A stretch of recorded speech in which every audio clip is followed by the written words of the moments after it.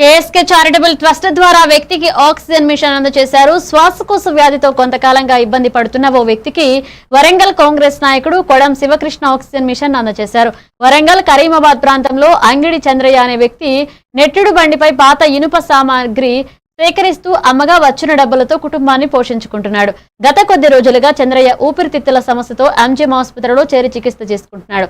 శ్వాసకోశ సమస్య తీవ్రంగా ఉండడం వలన ఏ సమయంలోనైనా ఇబ్బందులు తలెత్తే ప్రమాదం ఉందని ఇంట్లో కూడా ఆక్సిజన్ అందుబాటులో పెట్టుకోవాలని వైద్యులు సూచించారు.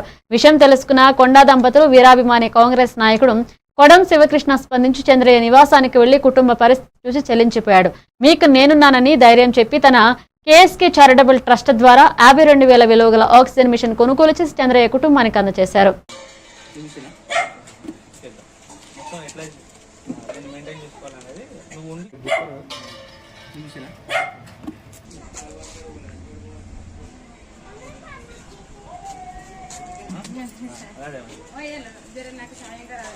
ఆయనకి ఇట్లా టీవీ వచ్చే సంవత్సరం అవుతుంది.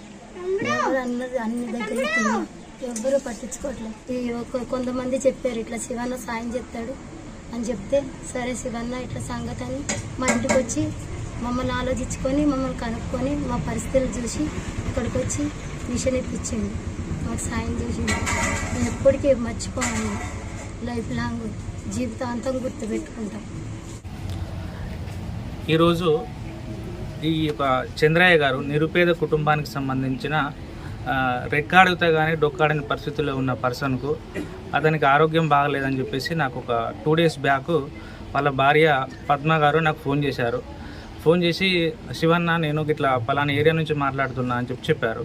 ఏంటిదమ్మా సంగతి అని అంటే, అన్న నా భర్తకు కొంచెం ఆరోగ్యం బాగాలేదన్న, దయచేసి మీరు ఏదైనా సాయం చేస్తారా అని చెప్పి మీకు ఫోన్ చేశానని చెప్పింది.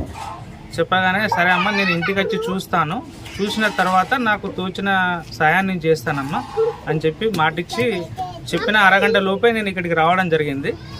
చూస్తే ఇక్కడ ఆక్సిజన్తోనే అతను బతుకుతున్నాడు. అయితే వీళ్ళు ఆల్రెడీ 3-4 months నుంచి ఆక్సిజన్ మిషన్ మీద నెలకు 5-6 వేల రూపాయలు రెంట్తోనే వాళ్ళు మెయింటైన్ చేస్తున్నారు. కానీ వాళ్ళ పరిస్థితి ఏంటంటే ఆమె పాచి పనులు చేసి ఆమె జీవనం గడుపుతుంది. మరి ఆమెకు వచ్చేది నెలకు 5-6 వేల కంటే ఎక్కువ రావు. అలాంటి పరిస్థితుల్లో వాళ్ళు గిట్టిన కావాలంటే కాలేరు. కాబట్టిగా నేను ఒకటే ఆలోచించాను, అమ్మ నీకు ఏం కావాలని అడిగాను. అడిగితే అమ్మ ఏం చెప్పిందంటే, అన్న మీరు దయచేసి మా ఆయన యొక్క బతకాలంటే ఆక్సిజన్ మిషన్ ఉంటే ఆయన బతుకుతారన్న, మా కుటుంబాన్ని మీరు కాపాడాలన్నా అని ఆమె నాకు రిక్వెస్ట్